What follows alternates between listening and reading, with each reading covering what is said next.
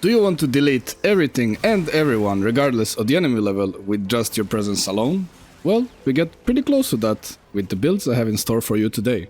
We will be going over the most efficient ways to do Exterminate from low level star chart enemies up to the highest level of Exterminate you would find in Sanctum Anatomica on the Steel Path. These builds are crafted for Exterminate, but they do share one thing in common, being that they are fast, have very high kills per minute, and they are very fun to play, if you like speed of course. Starting off strong with Titania. Here we have a very standard Fissure build that will help you with cracking relics. So the two most important stats are range and efficiency. Also remember that duration is practically efficiency for Titania, because your Razor Wing does drain less energy the more duration you have. Strength doesn't need to be too high, but it shouldn't be too low either. So we have Razor Wing Blitz, so we can glide through the missions fast. Prime Flow and Preparation, so we have energy for days. Remember that preparation doesn't have to be max rank, as you can see that we are pretty much at max energy even with just a rank 8. For the aura, we have Corrosive Projection. There is not really anything better to run here. Molt Augmented for more strength and Arcane Steadfast for even more sustain. If you don't have Steadfast, you can run Molt Efficiency instead. And finally we have Archon Vitality, so we can double the damage of our Sub-Zoom, Thermal Sunder. Again, remember that you can just have rank 0 Vitality, it's really not necessary to build more HP on low level missions. Since we don't have Prime Surefooted here, we will use Naramon, which will give us the same effect anytime we switch to Operator. You will only really need to use this once or twice per mission, tops. And before you head straight to playing this build, I suggest doing one more thing. Invert both Gauss and Titania. With this you can cast Heat Sunder with a press instead of hold, and it will also allow you to cast Titania's stagger resistance easier if you choose not to run Runairu or you don't have it. For the Archon shards, I have 2 cast speed yellows and 3 strength reds. The strength reds are totally optional, but I really suggest using the yellows for cast speed, as they make the build a lot more fluid. And also, one more secret that not many of you know. If you have just a bow equipped and you unequip everything else, on Fissure missions you will get double strength and range every single time. Pretty cool, right? I also believe you will have a higher chance that Smita will give you double resources buff, since you cannot get the reload buff anymore. Who's a good boy? Well, not you, cause you never give me a buff in RB, you piece of shit. Okay, so this is like the simplest build to play in Warframe. Are you ready? Press 4. Now keep pressing 3. Congratulations. Okay, but actually the only thing that remotely takes skill about this build is learning tile sets, and for this I can't really help you much. All I can say is play the game. The second build we have is for high level star shard enemies, for example Zariman Exterminate or the Elite Sanctuary Onslaught.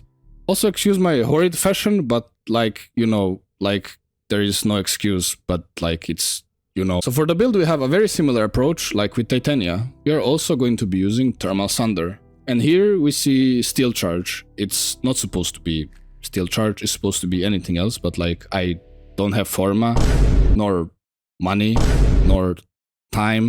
But in this build we have a twist, which will give us infinite energy. And that is Molt Reconstruct. So basically you will use Thermal Sunder until out of energy, then you will use Bloodletting, then you will use Thermal Sunder, and with like 2 casts you will heal to full, and then when you're out of energy you will use Bloodletting. Oh, okay, you get the point. And for the Archon shards we have some cast speed yellows and Parkour Velocity yellows. You can do with these whatever you want, but again I suggest at least 2 cast speed yellows.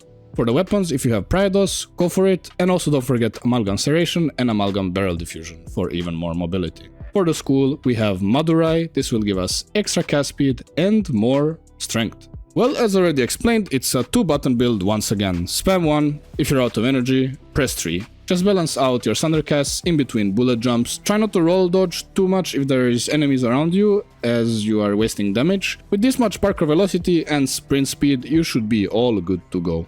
And lastly, we have a Steel Pass setup that scales all the way up to level cap. Oh wow, who could have guessed? It's Saryn. Saryn is the best weapon platformer in the game. We value pretty much all of the stats, apart from range. If you're playing solo, you don't need range at all.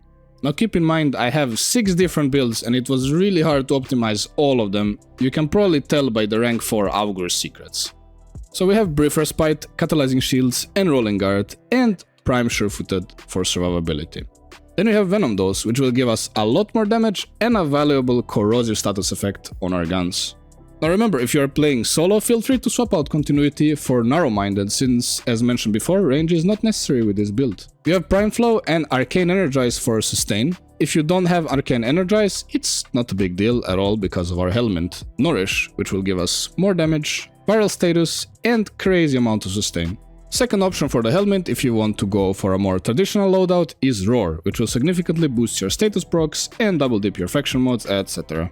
For the Archon Shards, we have 1 Tau yellow casting speed, 2 greens for corrosive max stacks, allowing us to armor strip with only our weapon, 1 Tau parkour velocity, and 1 Tau energy field at spawn. And we also use Madurai for more strength and casting speed, same like before. And now, one of the best weapons currently in the whole game, Ocucor. So if you have never used Ocucor before, here is how it works. You get kills, auto-aiming tendrils spawn for each kill, and the kills refill our magazine thanks to our augment. The most important mod is the Sentient Surge. This is what makes the weapon, so I can only hope you got it from the previous Nightwave. Oh, would you looky here, we have an unironic blast status. I mean, D has really overdone it now. Blast is actually good. Any weapon with good status chance, multi-shot and fire rate can abuse Blast. I want to show you a Rivenless and Factionless build, just to show you how broken it truly is. We have the norm, multi-shot, crit chance, crit damage, galvanized shot for more base damage plus status chance, little torrent for even more multi-shot and fire rate, and Ice Storm.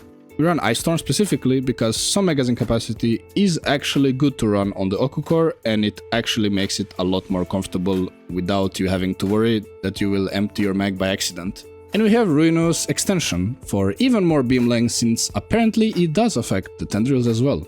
And then finally we have Merciless, since we cannot really run the usual flare setup since we don't have heat anymore.